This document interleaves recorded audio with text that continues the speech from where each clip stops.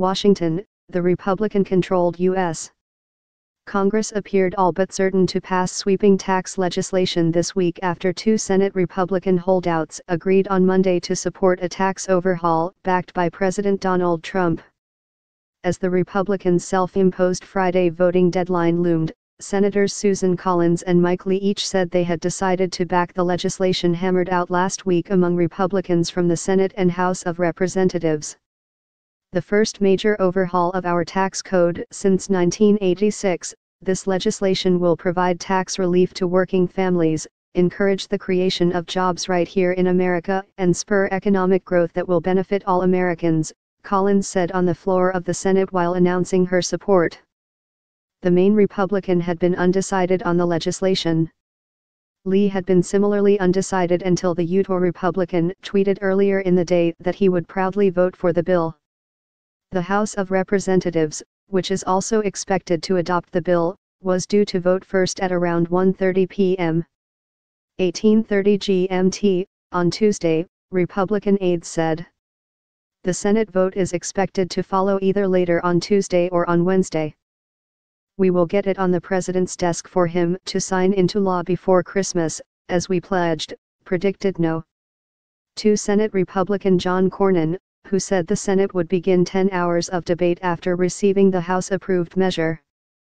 White House officials said on Monday that Vice President Mike Pence, who would cast the tie-breaking vote in the Senate if necessary, was delaying his trip to Egypt and Israel this week to be in Washington for the vote on the tax plan. The tax vote is still in very good shape, but we don't want to take any chances, a White House official said.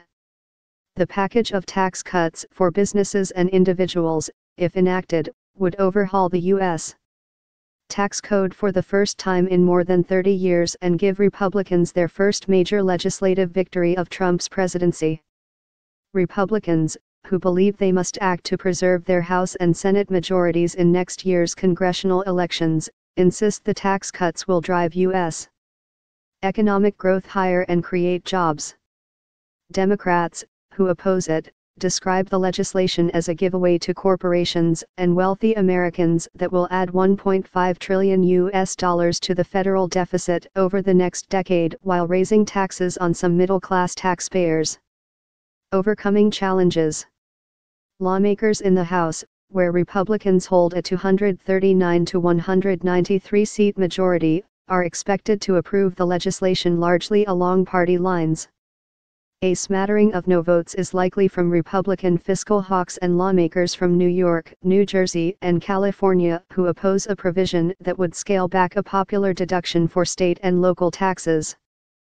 Both the House and Senate must approve the measure before Trump can sign it into law. The 100-seat Senate, where Republicans have only a 52 to 48 majority, proved to be the graveyard for last summer's Republican drive to overturn former Democratic President Barack Obama's health care law, when 3 Republicans opposed the measure. The tax overhaul has also faced challenges.